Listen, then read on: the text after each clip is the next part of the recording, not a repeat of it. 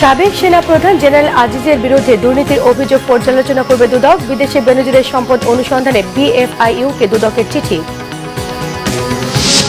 আওয়ামী লীগের তৈরি অসংখ্য আজিজ বেনজিরকে ধরতে হবে দাবি মির্জা ফখরুলের। অপরাধীদের শাস্তি পেতেই হবে, জিরো টলারেন্সে শেখ হাসিনা, বলেছেন ওবায়দুল কাদের। এমপি হতে এখনো মোটিভ বের করা সম্ভব হয়নি, জানিয়েছেন ডিএমপি কমিশনার। উদ্ধার করা মাংসের ফরেনসিক পরীক্ষা চলছে।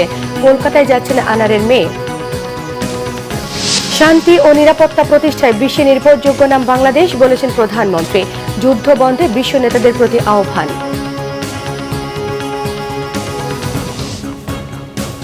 দেখছিলেন বিআরবি কেবল সংবাদ শিরোনাম, এবারে বিস্তারিত। সাবেক সেনাপ্রধান জেনারেল আজিজ আহমেদের বিরুদ্ধে দুর্নীতির অভিযোগ পর্যালোচনা করবে দুর্নীতি দমন কমিশন। বুধবার সাংবাদিকদের প্রশ্নের জবাবে এমনটি জানিয়েছেন সংস্থাটির চেয়ারম্যান মইনুদ্দিন আবদুল্লাহ। তিনি জানান, আজিজ আহমেদের বিরুদ্ধে আনা অভিযোগ পর্যালোচনা করা হবে। দুদকের শিডিউলভুক্ত অপরাধ হলে এড়িয়ে যাবার কোনো সুযোগ নেই। আইন অনুযায়ী পরবর্তী পদক্ষেপ নেওয়ার কথাও তিনি জানিয়েছেন। এর আগে সুপ্রিম কোর্টের আইনজীবী সালাউদ্দিন রিগান সাবেক এই সেনাপ্রধানের বিরুদ্ধে দুর্নীতির অভিযোগ অনুসন্ধানে দুদকের কাছে আবেদন জানান।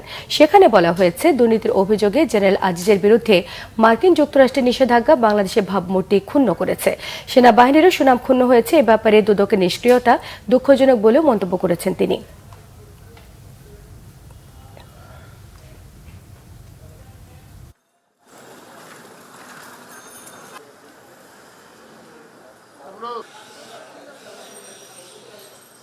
দুদকের শিডিউলভুক্ত যদি কোনো অপরাধের অভিযোগ থাকে, দুদকে তো ওটা আমাদের নেওয়া ছাড়া তো বিকল্প কিছু নাই। আমরা দেখবো, অভিযোগটা পরীক্ষা করে দেখবো। আমি এখনো দেখি নাই। আমরা তো সব অভিযোগ দেখি, সব যত অভিযোগ আছে সব অভিযোগই আমরা পর্যালোচনা করা হয় এখানে। সেটাও করা হবে, শিডিউলভুক্ত হলে হবে। শত শত কোটি টাকার মালিক হলেও বর্তমানে 1 টাকাও খরচ করতে পারছেন না পুলিশের সাবেক আইজিপি বেনজির আহমেদ। দুর্নীতির অভিযোগ ওঠায় বেনজির পরিবারের বিদেশ সফর বন্ধেও দুদক পদক্ষেপ নিচ্ছে। দুদকের তথ্য, মাত্র 5 বছরে 400 বিঘা জমির মালিক বেনজির, তার স্ত্রী এবং 3 মেয়ে। প্রভাবশালী সাবেক এই আইজিপির আরও সম্পদের খোঁজে জেলায় জেলায় চিঠি পাঠিয়েছে দুদক। দেশের বাইরেও চলছে তার সম্পদের অনুসন্ধান। দুদক জানিয়েছে, নিয়ম মেনেই সম্পদ জব্দের প্রক্রিয়া চলমান। বিস্তারিত থাকছে ফরুক বাবু রিপোর্টে। রাজধানীর অভিজাত এলাকা গুলশানের র্যানকন আইকর টাওয়ার লেক ঘেঁষা ভবনটির 12 ও 13 তলায় স্ত্রী ও মেয়ের নামে 2200 স্কোয়ার ফুটের 4টি ফ্ল্যাট কিনেছেন পুলিশের সাবেক আইজিপি বেনজির আহমেদ। খাতা কলমে ফ্ল্যাটগুলোর মূল্য 20 কোটি টাকার বেশি হলেও প্রতিটি ফ্ল্যাটের দাম দেখানো হয়েছে 53 থেকে 56 লাখ টাকা। আশ্চর্যের বিষয়, প্রায় 100 কোটি টাকার এই সম্পদ একদিনই কিনেছেন বেনজির আহমেদ। 34 বছর 7 মাসের চাকরি জীবনে বেতন ভাতা বাবদ সর্বোচ্চ 2 কোটি টাকা যার আয় হওয়ার কথা, শুধু স্ত্রীর নামেই সেই মানুষটি কিনেছেন 531 একর জমি। দুদকের তালিকায় বেনজির, তার স্ত্রী ও 3 মেয়ের নামে ঢাকা ও আশপাশে রয়েছে 201টি জমির দলিল। প্রভাবশালী এই আইজিপি 2019 থেকে 2023 সাল পর্যন্ত সব থেকে বেশি সম্পদ গড়েছেন। গড়ে তুলেছেন 4টি ব্যবসায় প্রতিষ্ঠান, যার শতভাগ মালিকানা বেনজির পরিবারের হাতে। সেই সাথে 15টি ব্যাংকের আংশিক মালিকানা রয়েছে তাদের। এসব কোম্পানির অর্থ জমা পড়ত 33টি ব্যাংক অ্যাকাউন্টে, আর 3টি ব্যাংক অ্যাকাউন্টের মাধ্যমে পরিচালনা করতেন শেয়ার মার্কেট। পূর্বাঞ্চলের আনন্দ হাউজিং সোসাইটি এলাকায় 40 কাঠার উপর গড়ে ওঠা অট্টালিকার মালিক বেনজির আহমেদ। ডুপ্লেক্স বাড়িটি গড়ে তুলেছেন চাকরিতে কর্মরত অবস্থায়। উঠছে চাই 4-5 বছর। মানে আই যায় তোর জিগাইলাম এটা কার বাড়ি পরে ওনার বললো এটা বেনজির বাড়ি দেয়া দে বেলা বেলজিয়ামে আইলো কিছুদিন আগে ওর বউইলো বাসা মতো দেখলাম। দুদক বলছে, প্রত্যেক জেলায় তার সম্পদ অনুসন্ধানে চিঠি পাঠানো হয়েছে। বিদেশেও তার সম্পদের সন্ধান পেতে বাংলাদেশ ব্যাংকের দ্বারস্থ হয়েছে সংস্থাটি। আদালত যে আদেশটা দিয়েছে এখন পর্যন্ত সেটা ক্রোক অবস্থায় আছে। ক্রোক হইল মানে আদালতের মাধ্যমে রাষ্ট্রের নিয়ন্ত্রণে আসলো, আদালতের নিয়ন্ত্রণে আসলো। এখন সম্পত্তি যেভাবে আছে সেভাবেই থাকবে। যদি কমিশন মনে করে যে এই সম্পত্তিতে রিসিভার নিয়োগ করা দরকার দেখভাল করার জন্য, তখন কমিশন অনুসন্ধানকারী কর্মকর্তার আবেদনের প্রেক্ষিতে অনুমতি দিলে আমরা বিজ্ঞ আদালতে রিসিভার নিয়োগের জন্য দরখাস্ত দেব। বেনজির আহমেদ সম্পদের যে পাহাড় গড়ে তুলেছেন তার আয়ের উৎস জানতে আগামী 6 জুন জিজ্ঞাসাবাদের জন্য তাকে তলব করেছে দুদক। সেই সাথে 9 জুন তার স্ত্রী ও 3 মেয়েকেও তলব করা হয়েছে। ফররুক বাবু, বাংলা ভিশন, ঢাকা। বিএনপি নেতাদের অভিযোগ, অসংখ্য বেনজির আজিজ তৈরি করেছে বর্তমান সরকার, তাই বেনজির আজিজের দায় সরকার এড়াতে পারে না। এসব দুর্নীতিবাজদের কারণে সরকারের পদত্যাগ করা উচিত বলে মন্তব্য করেছেন বিএনপি নেতারা। তারা বলেছেন, সরকারের পরিবর্তন ছাড়া অবস্থা ভালো হবে না। সেজন্য গণতান্ত্রিক সব শক্তিকে ঐক্যবদ্ধ হবার আহ্বান জানিয়েছেন বিরোধী নেতারা। রিপোর্ট করছেন সিকান্দার রহমান। দলের প্রতিষ্ঠাতা সাবেক রাষ্ট্রপতি বীর উত্তম জিয়াউর রহমানের ৪৩তম শাহাদত বার্ষিকী উপলক্ষে রাজধানীর ইঞ্জিনিয়ার্স ইনস্টিটিউশন মিলনায়তনে আলোচনা সভা করে বিএনপি। সব বিপর্যয় মোকাবেলা করে জনগণের অধিকার আদায়ের সংগ্রাম এগিয়ে নেওয়ার কথা বলেন বিএনপি নেতারা। আমরা সেই আন্দোলন করে যাচ্ছি। আমরা ইনশাআল্লাহ এই বর্তমান স্বৈরাচারী সরকারকে আমরা শান্তিপূর্ণ নিয়মতান্ত্রিক প্রক্রিয়ায় অপসারিত করে এদেশের জনগণের সরকার ইনশাআল্লাহ পুনরায় কায়েম করব। তো আজকে এই যে কথাটা ভারত থেকে ভারতের লোক বললো যে বাংলাদেশের মানুষকে জেলে দিয়ে মেরে হত্যা করে নির্বাচন তারা জয়লাভ করেছে, ভারত এরা মোদী কায়েম করতে চায়, কথা বলছে কেজরিওয়াল, আমাদের কথা নয়। তো আমাদের যদি বুঝতে বাকি থাকে যে এখন কি হতে যাচ্ছে, ভারতের অনেক বিদগ্ধ গুণীজন কিন্তু আগামী দিনের সম্পর্কে শঙ্কা প্রকাশ করে চলেছেন। বিএনপি নেতারা মনে করেন আওয়ামী লীগ মুক্তিযুদ্ধের চেতনাকে ধ্বংস করে দিয়েছে, অথচ বিভাজনের রাজনীতি না করে ঐক্যের রাজনীতি শুরু করেছিলেন জিয়াউর রহমান। বর্তমান সরকার দেশকে লুট করে খাচ্ছে অভিযোগ করে নেতারা বলেন, ক্ষমতাসীনরা এখন বর্গিতে পরিণত হয়েছে। আমাদের মধ্যে কেউ কেউ অনেক হতাশ, আওয়ামী লীগ বোধহয় টিকেই গেল। বাইরে এই চোরদের দল, যেখানে সেনাপ্রধান পুলিশ প্রধান চোর, দুর্নীতিবাজ, এদের সরকার যদি টিকে থাকে তাহলে সভ্যতার ইতিহাস মিথ্যা হয়ে যাবে, প্রগতির ইতিহাস মিথ্যা হয়ে যাবে। অতএব নিশ্চিন্ত থাকুন, বিএনপি বাংলাদেশের জনগণের একমাত্র ভরসা। এখন আপনাদের রিজাইন করা উচিত এই কারণে, একমাত্র বেনজির বা আজিজ কেন ভুক্তভোগী হবে? আপনারা ভুক্তভোগী হবেন না? এই অবস্থা তৈরি করেছে কারা? একজন বেনজির তো নয়, একজন আজিজ নয়, অসংখ্য বেনজির বা আজিজ আপনারা তৈরি করেছেন, তারা বাংলাদেশকে লুট করে খাচ্ছে। বন্ধুগণ, একটাই কাজ, লুট করা। ৭৪-এর দুর্ভিক্ষ আওয়ামী লীগের দুর্নীতির কারণে হয়েছিল বলে জানান বিএনপি নেতারা। এখনও দেশের মানুষ ভালো নেই বলে মনে করেন তারা। বলেন, দেশ বাঁচাতে ক্ষমতাসীনদের হটানোর বিকল্প নেই। সিকান্দার রহমান, বাংলা ভিশন, ঢাকা। নাগরিক ঐক্যের সভাপতি মাহমুদুর রহমান মান্না বলেছেন, আওয়ামী লীগ সরকার চোর আর লুটেরা তৈরির কারখানা। তার দুটো স্যাম্পল আজিজ এবং বেনজির। যারা আজিজ বেনজির তৈরি করেছেন তাদের এমনি এমনি যেতে দেওয়া হবে না। বিএনপি চেয়ারপারসন বেগম খালেদা জিয়া এবং ঢাকা মহানগর দক্ষিণ বিএনপির জ্যেষ্ঠ সদস্য ইঞ্জিনিয়ার ইশরাক হোসেন সহ কারাবন্দী নেতাদের মুক্তির দাবিতে দুপুরে জাতীয় প্রেস ক্লাবে মানববন্ধন করে দেশ বাঁচাও মানুষ বাঁচাও নামের একটি সংগঠন। এতে নাগরিক ঐক্যের সভাপতি বলেছেন, সরকার পতনের ভয়ে বিরোধী দলের নেতাকর্মীদের গ্রেফতার নির্যাতন করছে। অবিলম্বে ইঞ্জিনিয়ার ইশরাক হোসেন সহ বন্দী নেতাকর্মীদের মুক্তির দাবি জানান তারা। মান্না বলেন, মিথ্যে দুর্নীতির অভিযোগে বেগম খালেদা জিয়াকে বন্দী রেখেছে সরকার, অথচ হাজার হাজার কোটি টাকার দুর্নীতির খবর বেরোলেও নিজেদের লোক হওয়ায় আজিজ এবং বেনজিরকে গ্রেফতার করা তো দূরের কথা, একটি মামলাও দেয়নি সরকার। কত শত নয় হাজার কোটি টাকা বানিয়েছে এই লোক লুট করে, সেগুলোর কোনো ব্যবস্থা নেয় নাই। অথচ বেগম জিয়া বিদেশ একটা সহায়তা দিয়েছিল 2 কোটি টাকা, টাকা বেড়ে খান নাই, সেই টাকা 2 কোটি এখন সুদে আসলে 8-10 কোটি টাকা হয়ে গেছে। তাকে প্রায় সারা জীবনের জন্য কারাবাসের সাজা দিয়েছে, কিন্তু বেনজিরের নামে এখনো মামলাও হয়নি। যারা বেনজিরকে তৈরি করেছেন, যারা আজিজকে তৈরি করেছেন, তাদেরকে এমনি এমনি যেতে দেওয়া যাবে না।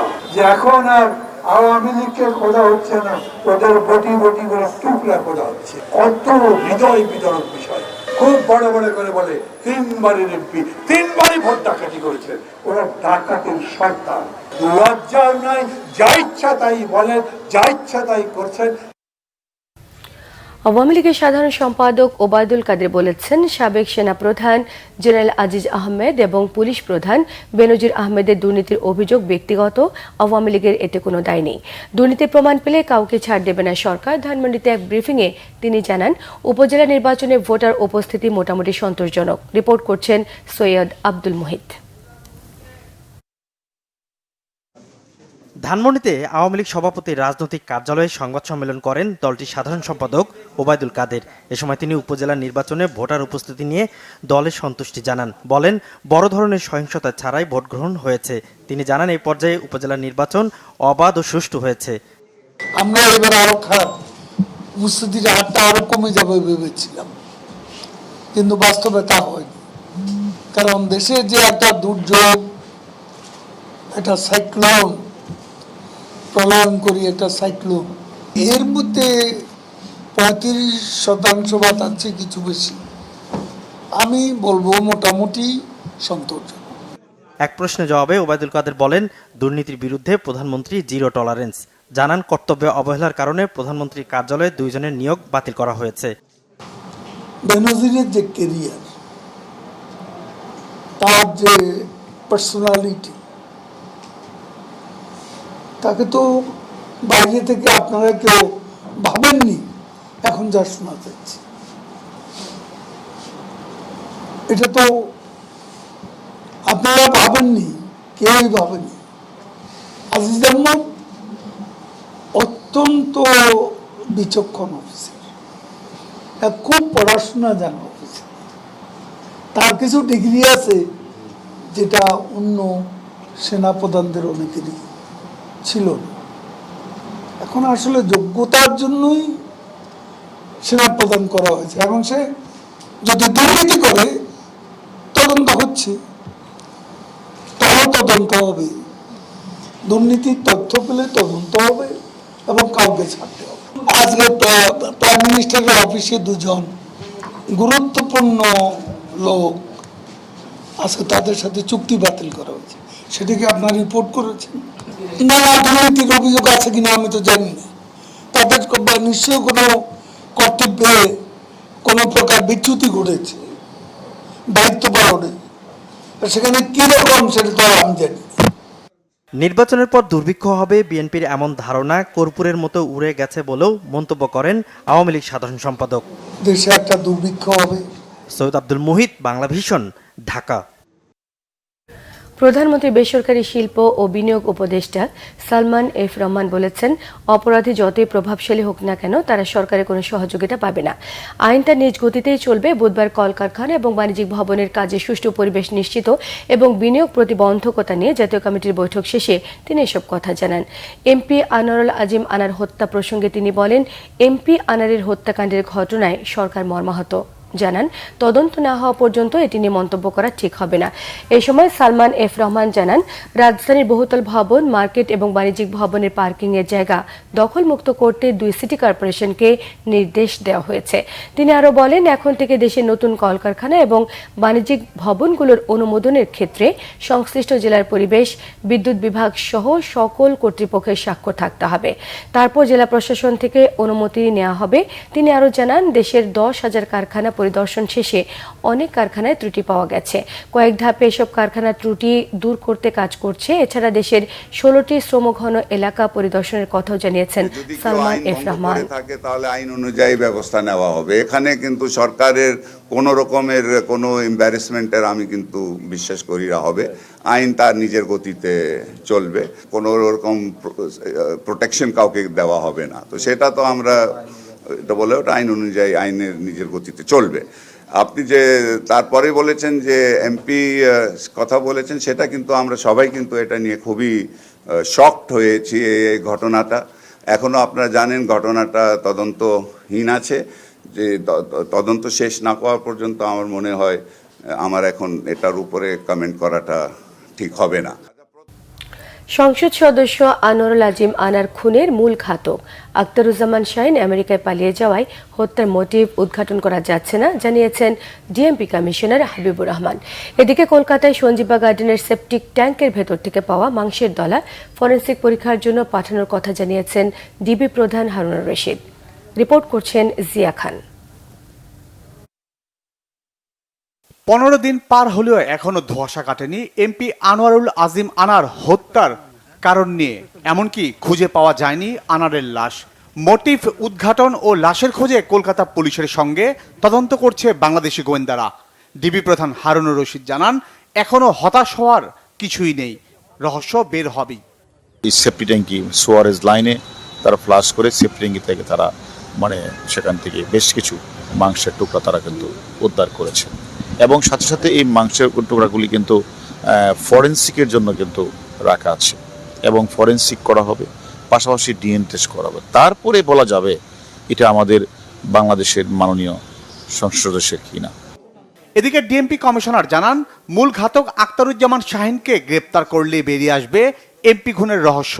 তাকে গ্রেপ্তারে ভারতের সঙ্গে আলোচনা চলছে। হত্যার মোটিভ কি এটি এখনো পর্যন্ত বাংলাদেশি পুলিশ কিংবা ইন্ডিয়ান পুলিশ কেউই উদ্ধার করতে পারেনি। এর মূল কারণ এটির যিনি ষড়যন্ত্রকারী, এটির যিনি পরিকল্পনাকারী, তিনি এখন দেশের বাইরে রয়েছেন, তাকে গ্রেপ্তার করা যায়নি বিধায় এটি এখনো কিছুই উদ্ধার করা যায়নি। বাংলাদেশের আইনে বিচার হতে পারে এবং ইন্ডিয়াতে ঘটনা ঘটেছে, ইন্ডিয়াতেও বিচার হতে পারে। তো সুতরাং এটি আমাদের পারস্পরিক আলাপ আলোচনার মাধ্যমে সিদ্ধান্ত নিয়ে তারপরে করা হবে। সর্বোচ্চ গুরুত্ব দিয়ে এমপি আনোয়ারুল আজিম আনার মামলাটি তদন্ত করার দাবি করেন হাবিবুর রহমান। জিয়া খান, বাংলা ভিশন, ঢাকা। এদিকে ভিসা জটিলতায় কলকাতায় যাওয়া আটকে আছে নিহত এমপি আনোয়ারুল আজিম আনারের মেয়ে মুমতারিন ফেরদৌস ডরিনের। ভিসা হাতে পেলে আজ বা কাল সকালে কলকাতায় যাচ্ছেন তিনি। সকালে কালীগঞ্জে এমপির বাসভবনের সামনে সাংবাদিকদের এসব কথা বলেন ডরিন। জানান, কলকাতার সঞ্জীবা গার্ডেনের সেপটিক ট্যাঙ্ক থেকে মাংসের টুকরো উদ্ধার করা হয়েছে, তবে ডিএনএ টেস্টের জন্য আনুষ্ঠানিকভাবে এখনও কিছু জানানো হয়নি তার পরিবারকে। এখনো পর্যন্ত ডিএনএ টেস্ট এই সংক্রান্ত আমার সাথে কোনো কথা হয়নি, তবে আজকের মধ্যে আমি হয়তো এই পাসপোর্টটা হাতে পেয়ে যাব। পাওয়ার পরপরই যদি সময় থাকে তাহলে আজকেই আমি কলকাতার উদ্দেশ্যে রওনা দিব। আর ডিএনএ টেস্টের যে ব্যাপারটা বললেন, এটা আমার সাথে এখনো পর্যন্ত এরকম কোনো কথা হয়নি, তবে যেটা আমরা নিউজে দেখছি যে মাংসের ব্যাপারটা দেখানো হচ্ছে, তো অবশ্যই ওটা ডিএনএ টেস্ট না হলে তো এটা আসলে আমরা সঠিক প্রমাণ হিসেবে তো মেনে নিতে পারবো না। বিশ্বব্যাপী যুদ্ধ আর অস্ত্র প্রতিযোগিতা বন্ধ করে আলোচনার মাধ্যমে সব সমস্যা সমাধানে বিশ্ব নেতাদের প্রতি আহ্বান জানিয়েছেন প্রধানমন্ত্রী শেখ হাসিনা। অস্ত্র নয়, মানুষের জীবনমান উন্নয়নে এই অর্থ ব্যয় করার আহ্বান জানিয়েছেন প্রধানমন্ত্রী। দেশে দেশে যুদ্ধ সংখ্যা ছড়িয়ে পড়ার সঙ্গে সঙ্গে মানুষের জীবনে এর ভয়াবহ প্রভাব তুলে ধরে ক্ষুধা দারিদ্র্য নির্মূলে তিনি জোর দেন। জাতিসংঘ শান্তিরক্ষী দিবসে বাংলাদেশের শান্তিরক্ষীদের আত্মত্যাগের কথা শ্রদ্ধা ভরে স্মরণ করেছেন প্রধানমন্ত্রী শেখ হাসিনা। বলেন, বিশ্বের সংঘাতপূর্ণ স্থানগুলোতে শান্তি ও নিরাপত্তা প্রতিষ্ঠায় বিশ্বস্ত নাম বাংলাদেশ। রিপোর্ট করছেন রকুনুজ্জামান। বুধবার রাজধানীর বঙ্গবন্ধু আন্তর্জাতিক সম্মেলন কেন্দ্রে জাতিসংঘ শান্তিরক্ষী দিবস উদযাপন এবং বিশ্ব শান্তি রক্ষায় শাহাদত বরণকারী ও আহত শান্তিরক্ষীদের প্রতি শ্রদ্ধা জ্ঞাপনে এই অনুষ্ঠানের আয়োজন করা হয়। অনুষ্ঠানের শুরুতেই শহীদ শান্তিরক্ষীদের স্মরণের পাশাপাশি আহতদের সম্মাননা জানান প্রধানমন্ত্রী শেখ হাসিনা। অনুষ্ঠানে দেয়া বক্তব্যে বিশ্ব শান্তি রক্ষায় বাংলাদেশের শান্তিরক্ষীদের গৌরবোজ্জ্বল ভূমিকার কথা স্মরণ করেন প্রধানমন্ত্রী। দেশের জন্য সম্মান বয়ে আনা শান্তিরক্ষীদের ভূয়সী প্রশংসাও করেন তিনি। শান্তি ও নিরাপত্তা বজায় রাখা বৈশ্বিক প্রচেষ্টায় বাংলাদেশ আজ একটি দায়িত্বশীল ও নির্ভরযোগ্য নাম। আমরা সর্বজনীন স্বীকৃত এবং বিশ্বের বুকে রোল মডেল। এই অর্জনের পিছনে রয়েছে আমাদের সশস্ত্র বাহিনী ও পুলিশ বাহিনী, টেকসই পরিশ্রমী নিবেদিত প্রাণ সদস্যদের মহান আত্মত্যাগ ও অমূল্য অবদান। আমরা জাতিসংঘ শান্তিরক্ষা কার্যক্রমে বাংলাদেশের অংশগ্রহণে 36 বছর উদযাপন করছি। বাংলাদেশ আজ বিশ্বের অন্যতম বৃহৎ শান্তিরক্ষী প্রেরণকারী দেশ এবং সক্রিয় অংশগ্রহণকারী হিসেবে অত্যন্ত সুনাম ও গৌরবের সাথে কাজ করে চলছে। যুদ্ধ আর অস্ত্র প্রতিযোগিতায় অর্থ ব্যয় না করে দারিদ্র্য আর ক্ষুধা দূর করায় মনোযোগী হতে আবারও বিশ্ব নেতাদের প্রতি আহ্বান জানান প্রধানমন্ত্রী। যারা অস্ত্র তৈরি এবং অস্ত্র প্রতিযোগিতায় এত অর্থ ব্যয় করছে তাদের কাছে আমার আহ্বান, আমরা শান্তির কথা বলি কিন্তু সংঘাতে লিপ্ত হই কেন? এই যে অর্থ ব্যয় হচ্ছে, এই অর্থ যদি এই যে ক্ষুধার্ত মানুষের আহারের ব্যবস্থা, শিক্ষার ব্যবস্থা, চিকিৎসার ব্যবস্থা করা হতো, তাহলে এই পৃথিবীতে শান্তি প্রতিষ্ঠিত হতো, মানুষের জীবনমান উন্নত হতো, মানুষ সুন্দরভাবে বাঁচতে পারত। কিন্তু এই সংঘাত প্রতিনিয়ত মানুষকে আরও কষ্টের দিকে ঠেলে দিচ্ছে। কাজে আমি সবসময় যেখানে যাই এই একটা আহ্বানই জানাই, সংঘাত না, যদি কোনো সমস্যা থাকে আলোচনার মাধ্যমে সমাধান করা। পরে দক্ষিণ সুদান সহ বিভিন্ন দেশে শান্তি মিশনে থাকা শান্তিরক্ষীদের সাথে ভার্চুয়ালি যুক্ত হয়ে তাদের সাথে কথা বলেন প্রধানমন্ত্রী। রুকুনুজ্জামান, বাংলা ভিশন, ঢাকা। নানা কর্মসূচির মধ্য দিয়ে উদযাপন করা হচ্ছে জাতিসংঘ শান্তিরক্ষী দিবস। বিশ্ব শান্তি প্রতিষ্ঠায় শান্তিরক্ষা মিশনকে সহায়তায় বাংলাদেশ ধারাবাহিকভাবে চেষ্টা চালিয়ে আসছে বলে জানিয়েছেন স্থানীয় সরকার মন্ত্রী মোহাম্মদ তাজুল ইসলাম। সকালে বিমান বাহিনী ঘাঁটি বাসার আয়োজিত পিস কিপার্স ডে এর উদ্বোধন শেষে মন্ত্রী বলেছেন, বাংলাদেশের শান্তিরক্ষীরা বিশ্বে যুদ্ধ বিধ্বস্ত জনগোষ্ঠীর জন্য বৃহত্তম শান্তির দূত হিসেবে কাজ করছেন। অনুষ্ঠানে বিশেষ অতিথি হিসেবে বক্তব্য রাখেন পররাষ্ট্র মন্ত্রণালয়ের সিনিয়র সচিব মাসুদ বিন মোমেন, সশস্ত্র বাহিনী বিভাগের principal staff officer lieutenant general Mizanur Rahman Shamim এবং জাতিসংঘের আবাসিক প্রতিনিধি গিন লুইস। বেলুন এবং পায়রা উড়িয়ে শান্তিরক্ষী দিবসের অনুষ্ঠানের উদ্বোধন করা হয়েছে। পরে একটি বর্ণাঢ্য র্যালি ঘাঁটি বাসার থেকে বিজয় সরণি ঘুরে আবার ঘাঁটি বাসারে গিয়ে শেষ হয়।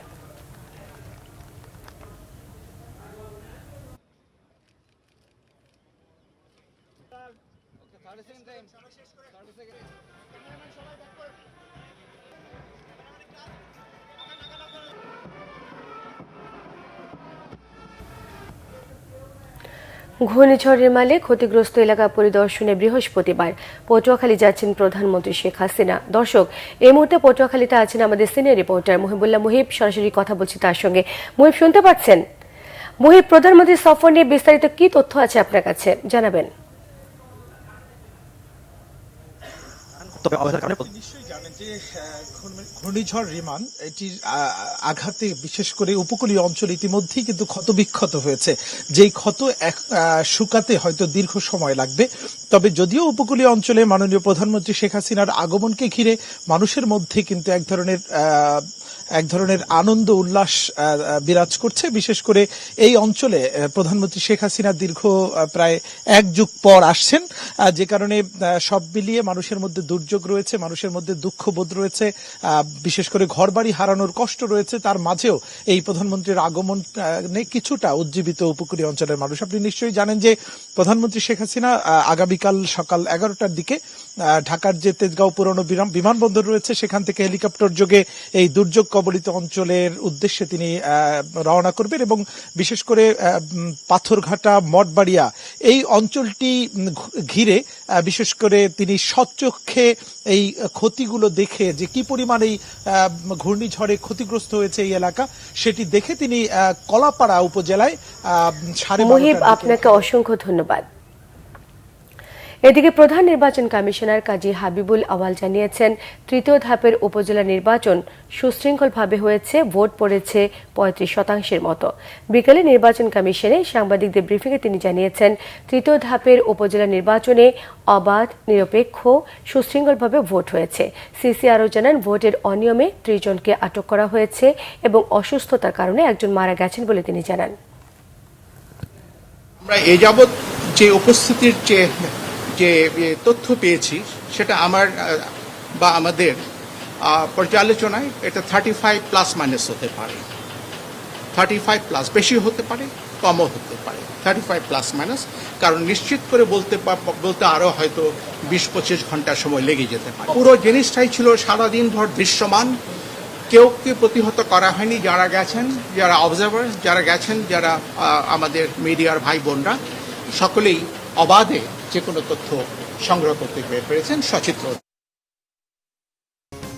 আগামী 1 জুলাই থেকে পানির দাম 10% বাড়ানোর সিদ্ধান্ত নিয়েছে ঢাকা ওয়াসা। ওয়াসা কর্তৃপক্ষ আবাসিক গ্রাহকদের জন্য প্রতি 1000 লিটার পানির দাম নির্ধারণ করেছে 16 টাকা 70 পয়সা, যা এখন আছে 15 টাকা 18 পয়সা। বাণিজ্যিক গ্রাহকদের জন্য একই পরিমাণ পানির দাম নির্ধারণ করা হয়েছে 46 টাকা 20 পয়সা, যা বর্তমানে আছে 42 টাকা। বুধবার পত্রিকায় প্রকাশিত ঢাকা ওয়াসা কর্তৃপক্ষের এক বিজ্ঞপ্তিতে বলা হয়েছে, মূল্যস্ফীতি সমন্বয়ের লক্ষ্যে পানির দাম বাড়ানো হয়েছে। বিজ্ঞপ্তিতে আরও জানানো হয়েছে, এই সিদ্ধান্ত মিটারবিহীন হোল্ডিং, গভীর নলকূপ, নির্মাণাধীন ভবন, ন্যূনতম বিল সহ সব ধরনের পানি এবং পয়ঃনিষ্কাশনের ক্ষেত্রেও কার্যকর করা হবে। এর আগে করোনাকালে ঢাকা ওয়াসা 2 বছরে 2 বার আবাসিক এবং বাণিজ্যিক পর্যায়ে পানির দাম বাড়িয়েছিল। এবার নিয়ে 2009 সালে আওয়ামী লীগ সরকার দায়িত্ব নেওয়ার পর 16 বছরে ঢাকা ওয়াসার পানির দাম বাড়ল 16 বার। সংবাদ শেষ করব বিআরবি কেবল শিরোনামগুলো আরও একবার জানিয়ে দিয়ে। সাবেক সেনাপ্রধান জেনারেল আজিজের বিরুদ্ধে দুর্নীতির অভিযোগ পর্যালোচনা করবে দুদক। বিদেশি বেনজিরের সম্পদ অনুসন্ধানে বিএফআইইউতে দুদকের চিঠি। আওয়ামী লীগের তৈরি অসংখ্য আজিজ বেনজিরকে ধরতে হবে দাবি মির্জা ফখরুলের। অপরাধীদের শাস্তি পেতেই হবে, জিরো টলারেন্সে শেখ হাসিনা বলেছিল ওবায়দুল কাদের। এমপি হত্যায় এখনো মোটিভ বের করা সম্ভব হয়নি জানিয়েছেন ডিএমপি কমিশনার। উদ্ধার করা মাংসের ফরেনসিক পরীক্ষা চলছে। কলকাতায় যাচ্ছেন আনারের মেয়ে। শান্তি ও নিরাপত্তা প্রতিষ্ঠায় বেশি নির্ভরযোগ্য নাম বাংলাদেশ বলেছেন প্রধানমন্ত্রী। যুদ্ধ বন্ধে বিশ্ব নেতাদের প্রতি আহ্বান। এই ছিল এখনকার মতো। পরের সংবাদ রাত 10:30টায়। 9টায় রয়েছে নিউজ 20 দেখার আমন্ত্রণ রইল। এছাড়া বাংলা ভিশন সংবাদ ও সংবাদ সংশ্লিষ্ট অনুষ্ঠান দেখতে ভিজিট করুন www.bbnews24.com, facebook.com/বাংলাদেশি নিউজে সাবস্ক্রাইবও করতে পারেন, youtube.com/বাংলাদেশি নিউজের সঙ্গে থাকা সবাইকে ধন্যবাদ।